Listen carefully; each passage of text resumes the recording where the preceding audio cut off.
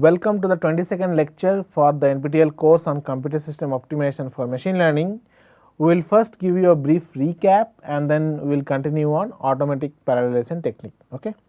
So, in the last class or in the last lecture we discussed about flex flow, where the input to the technique is the DNN architecture. Again, we are saying DNN architecture, but it can be any ML model like with where the ML model can be represented as a computational graph. Okay. So, the input is the DNN architecture and then the device topology. When we say device topology, we mean like how many nodes are there and how many GPUs are there per node, right. So, these two are the input to the technique. Now, inside the technique there is one execution simulator which is embedded. The simulator estimates the performance of the DNN training for a fixed strategy. Now, whenever it spits out the performance number, that performance number is input to the Monte Carlo Markov chain search algorithm, which guides us to give a better strategy. Okay.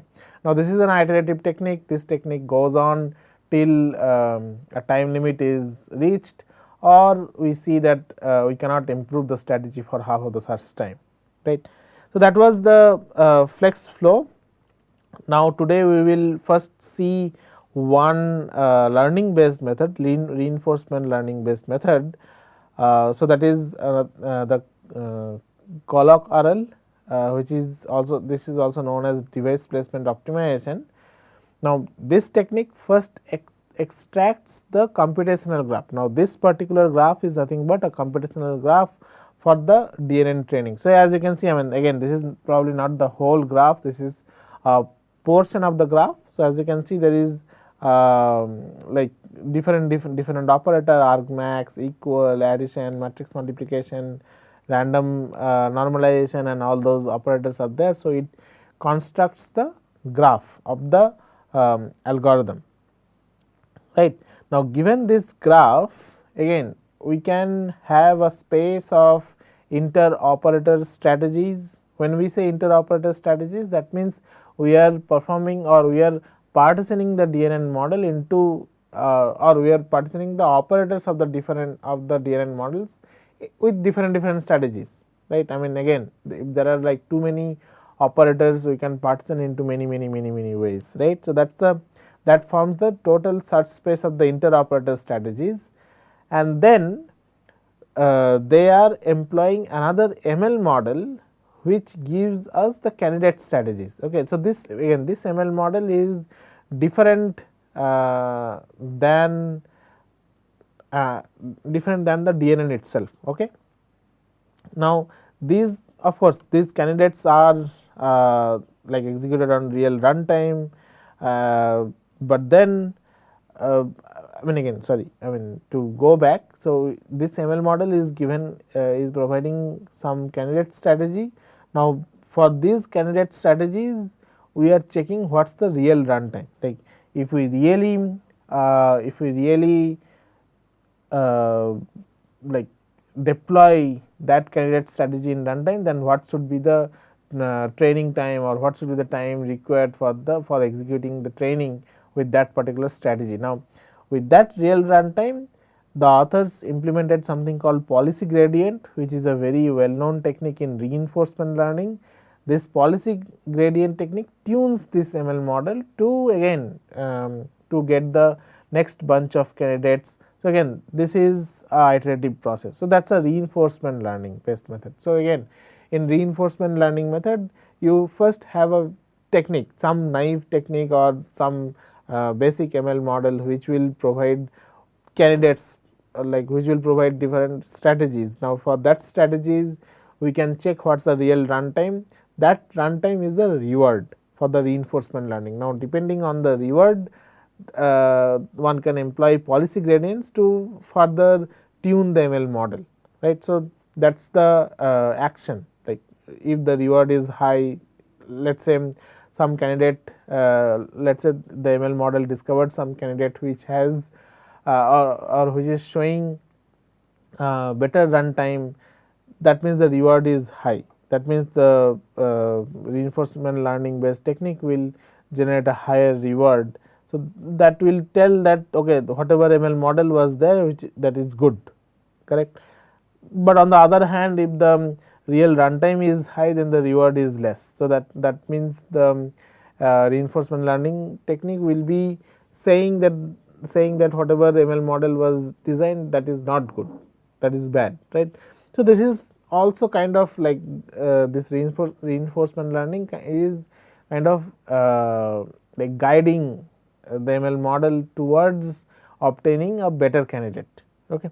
So, that is the reinforcement learning method which was published in ICML. Again, I am not going deep into these papers. So, I strongly encourage you to go through these papers in detail, so that you understand the technique in detailed way, in deeper way. So, once you understand this technique in deeper way, maybe you can develop your own strategy, which is probably better than all the other strategies which is discussed in the course so far, right. Now, finally, let us discuss one optimization based method, which is like hierarchical optimization proposed by Zhang et al. In 2022. So, this paper is called ALPA, the name of the paper is called ALPA, and this is the reference. It is a very famous paper. So, you can go ahead and check. I think it has more than 500 citations till now. So, let us first give you the like basis of this technique. So, let us say we have this particular ML model where we have input x, that is getting multiplied by the weights, followed by a ReLU, followed by another matrix multiplication with respect to weights, right. And then during DNN training, after the last layer, we will compute mean square error. After that, the back propagation will happen to update the weights, right. Now, we can have different parallelism strategies for this particular ML model. I mean, this is a very simple ML model, but we will see that for this simple ML model only, we will have so many strategies. Let us also assume we just have two devices, two GPUs, right. If we have two GPUs, then we can either do inter-operator parallelism or we can do intra-operator parallelism. If we do inter-operator parallelism, then we can say that the first layer or maybe first matrix multiplication will happen in device 1, and then ReLU followed by the second matrix multiplication will happen in device 2. That is one parallelism strategy which can be told as inter-operator parallelism. We can also do intra-operator parallelism. In that case, we can split each of the operators, right. So, we can say that each of the operators or one part of each of the operator can be mapped onto device 1 and another part can be mapped onto device 2. So, whenever you see this bluish color, that means that operator or that part of the operator is mapped onto device 1, and whenever you see this pink color, then you can we can say that that part of the operator is mapped onto device 2, right. So, we can have these two types of parallelism, inter-operator parallelism and intra-operator parallelism. So, we will see what are the advantages and disadvantages of these two kinds of parallelism. Now, when we have inter-operator parallelism, the first one, there is the communication is less, right, because the communication happens only when this whole multiplication of this whole operation is done, then the output will be communicated to the output from this device, the device 1 will be communicated to the second device. So, the communication is less. In the intra-operator parallelism, the communication is more, because for each of the operation you can see both the devices are involved, right. So, if each of the operation both the devices are involved, then we need to have a communication for each of communication between two devices or between those two GPUs for each of the operation or for each of the operator, right. So, that is why for intra-operator parallelism the communication is more, right. Now, if we see the device idle time is more for inter-operator parallelism. Why? Because when the first operation or the first matrix multiplication is happening on device 1, then device 2 is idle, right, nothing is happening on device 2, And again on the other hand, when device 2 is executing the second matrix multiplication which is followed by ReLU, or second matrix multiplication follows the ReLU, when that particular thing is getting operated, when this ReLU plus this matrix multiplication is getting executed on the second device, the first device is idle, right. So, that is why the device idle time is more in inter-operator parallelism. Of course, you can say that we can do pipelining or we can do batching, but for this moment let us just assume we have one particular instance of the DNN to be executed, right. Now, with intra-operator parallelism, the idle time is less, because as you can see, for each of the operation both the GPUs or both the devices are getting used, right. So, that is why for intra-operator parallelism the idle time is less, right. Now, that is not end of the story, correct. So, again same thing, inter-operator parallelism means you can assume that each layer, or we just say that this many layers will be executed on GPU 1 and these many layers will be executed on GPU 2. So, that is the inter-operator parallelism.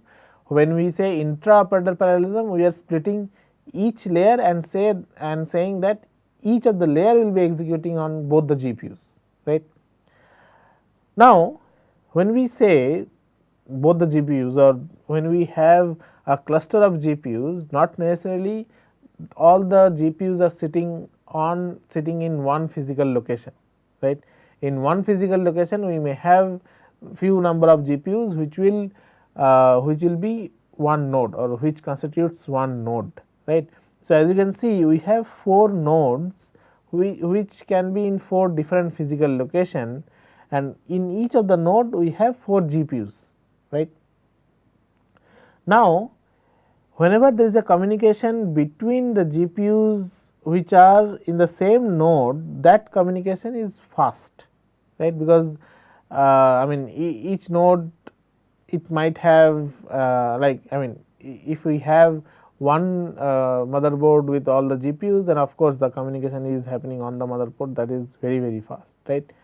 But then again the communication between the nodes is slow, because this communication can be through NVLink or through like some network, right. It can be LAN or maybe WAN or something like that, right. So, that communication is slow. So, whenever there is a communication between the nodes, that communication is slow, but whenever there is a communication inside one node, that is fast, correct. Now, this intuition is very useful for this inter-operator as well as intra-operator parallelism. So, whenever we have to do intra-operator parallelism, that can be done within a node. So, remember, for intra-operator parallelism there is a high communication overhead, or the communication is more frequent. Since the communication is more frequent, we should perform that communication where the communication cost is less, and communication cost is less within one node, right.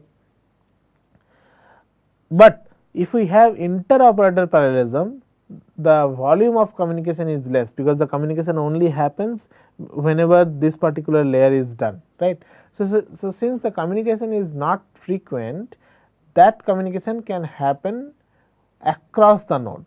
Okay. So, you can say that one layer, or this particular layer is mapped onto this particular node, and this particular layer is mapped onto this particular node. So, that can be done, right.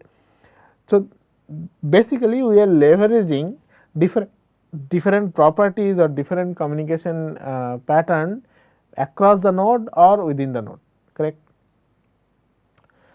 Now, let us again see the search space. So, the whole search space is very large. We already probably seen this slide. Let us say we just have 4 nodes in the computational graphs, and then if we have like 2 GPUs or 2 devices, we can have a huge search space. So, this is just some example or some sample of that search space, but like in general the search space can be very huge, right. So, this particular technique ALPA proposes that we should find the best strategy hierarchically. So, first it finds the best strategy for inter-operator parallelism, and then whenever we have inter-operator parallelism, again inter-operator parallelism is happening between different nodes. So, first we need to see what should be mapped onto different nodes, right. So, that is why it is first figuring out the interoperator parallelism. Once we know like what part of the neural network should go on different node, then it is finding intraoperator parallelism. Remember, inside one node we have multiple GPUs. So, once we figured out what part or which part of the neural network should be mapped onto which node, then we can find out that which GPU of that particular node should be executing which part of that particular portion of the DNN which got mapped. So, that is the intraoperator parallelism. So, that means it is performing the search, it is performing the search in an hierarchical manner, right. Now, let us see how exactly it does. So, let us say again the input is the computational graph and the device cluster, which is same as the flex flow. It proposes, the authors proposes a dynamic programming based technique to figure out the interoperator parallelism. So, it will do a interoperator pass, and then it proposes a integer linear programming which will perform the intraoperator pass, and then there will be a cost estimation part which will perform the overall cost estimation, and this interoperator pass and then intraoperator pass will be done in an iterative manner. Now, at the very end it will get a strategy which is the best for a given DNN. So, that is the runtime orchestration. Once someone finds the best, once this particular technique finds the best strategy, then it will deploy the strategy which will be executed in the runtime. So, this is the compile time technique, by the way. Now, let us see what happens in the interoperator pass. So, this is again one example of like one representative example of DNN where x is the input, k1 are the weights that is getting multiplied, not multiplied, which they are getting convolved, then followed by ReLU, followed by another convolution, then again I think it is a ResNet type network. So, you can see that there is an addition, then average pooling, followed by another matrix multiplication, followed by ReLU, followed by another matrix multiplication, finally softmax, right. So, that is, let us say that is the whole computational graph, and then this particular figure is showing the cluster. So, the cluster is seen as a 2D device mesh in this particular technique, right. As I already mentioned that whenever there is a communication between nodes, that is a slow communication. If we have communication within a node, between different GPUs within a node, that is a fast communication, right. Now, in the interoperator pass we have to partition the graph, right. So, the question is, should we partition this way, should we partition this way or something else. So, as you can see that, I mean again different dotted line shows different partition, that means different when we say different partition. So, different dotted line or different dotted box will go to different nodes. So, this will go to node 1, this will go to node 2, this will go to node 3 and so on and so forth. Now, the question is, we can partition the whole DNN into multiple ways, either this way or this way, or there can be many ways, right. So, as you can imagine, like there are too many ways of performing this interoperator pass itself, right. Now, again once we figure out like what should be the partition, that is not enough, right. So, we should also know which we should also know that which of the GPU or which of the submesh should execute that particular partition. So, let us say we say that this particular way of partition is good, but then the next question is how should we map, like should it be like, should this partition go on to this submesh or this submesh or something else. Again, in this particular technique the authors have taken the whole device cluster as mesh, so that one can map a given partition onto a submesh, right. So, definitely to optimize runtime we need to know what should be the best operator submesh pair, correct. Now, this particular optimization or this particular problem is solved together by dynamic programming. Okay. So, let us see how it is solved through dynamic programming, but before that let us see how the execution latency is measured. Okay. So, let us say we have 4 stages, or let us say we have decided that there should be 4 partitions or 4 operators, 4 partitions in that inter-operator pass. Okay. Now, we can see that we can have a pipeline we can execute all these 4 stages in pipeline manner, right. So, let us say we have 5 instances. When we say 5 instances, we can think that the same DNN is getting executed for 5 different data. Okay.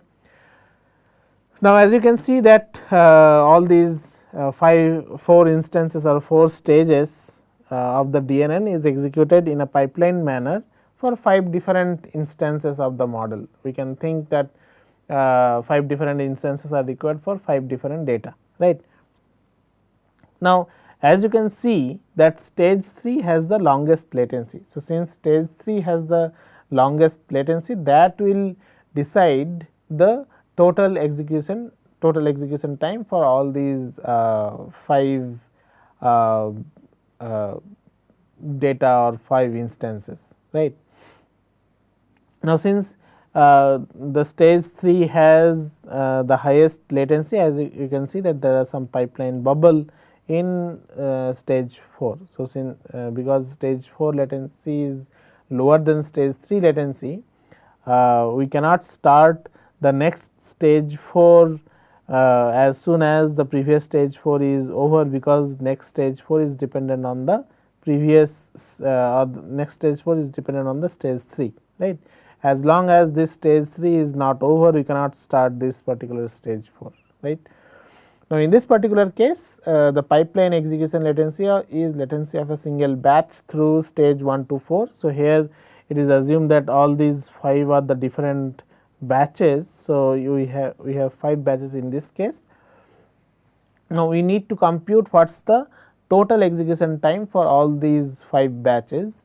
Now, so latency of a single batch through stage 1 to 4, that much time it needs to be it will take, right. I mean, stage 1 execution time plus stage 2 plus stage 3 plus stage 4, that is the latency of a single batch through all the stages, and then we have to add the maximum stage latency, which is stage 3 in this case, for all these 4 batches, right, because after that only it the 5th batch will be executed, or the 5th batch will be over, right.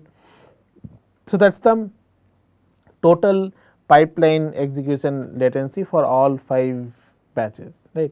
So, that is how we can formulate this DP. So, pipeline execution latency is nothing but latency of a single data point through all stages plus maximum stage latency multiplied by number of batches minus 1. So, in the previous example we had 5 batches. So, we added this maximum stage latency 4 times. So, that is the pipeline execution latency.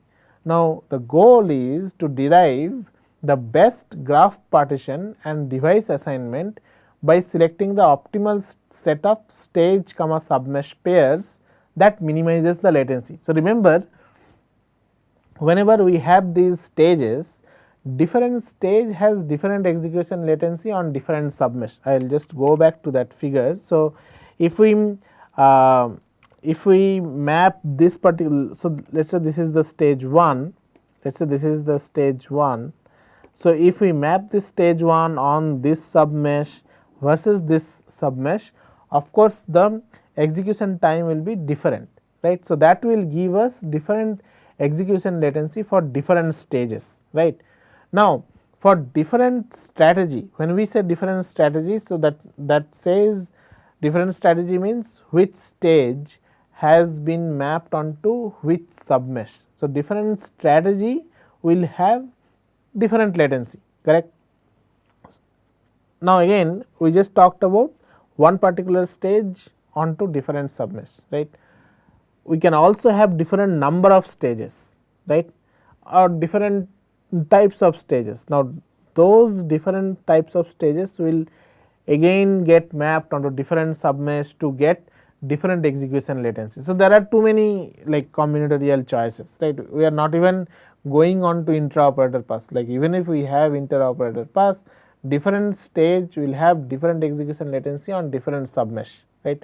So, depending on that, these terms, these latency of a single data point as well as the maximum stage latency will be varying, correct. Now, our goal is to derive the best graph partition and device assignment by selecting the optimal set of stage comma submesh. So, what we can do is, let us say we have a DNN, we have a device cluster, we can partition the DNN in multiple ways, we can partition the device cluster into different submesh. So, we have to select the optimal setup stage comma submesh. So, whenever we are selecting some inter operator parallelism strategy, we are just selecting a set of stage comma submesh, right. Now, we have to select the set of stage comma submesh that minimizes this pipeline execution latency, okay. And this minimization is performed through dynamic programming. So, the input is the run intra-operator pass and profile for all possible stage submesh pairs. Again, how can we get the latency of a single data point through all stages? We can run the intra-operator pass, like remember whenever we mapped one particular stage onto one submesh, that also can be executed onto different ways depending on different intra-operator pass, right. So, you can profile for all stage submesh pairs. The algorithm is to enumerate all possible this second term, the maximum stage latency, and convert the first term into a 2-dimensional knapsack program. So, we are not going to the detail, but the overall the idea is we can have this maximum stage latency and then convert this latency of a single data point through this all stages. We can get this by profiling all possible intra-operator paths. So, remember this is the intra-operator paths, because remember whenever we are mapping one particular partition onto one particular submesh, then again we can employ the intra-operator, because we can say that we can parallelize one particular matrix multiplication. So, again I will go back to the that particular slide. So, like what should be the execution time of this stage when mapped onto this submesh, that will also be depending on like how are we parallelizing this particular stage on this particular submesh. So, that is the intra-operator parallelism, right. Remember inside one node we are performing intra-operator parallelism. Now, given all those data, we can perform this dynamic programming, okay.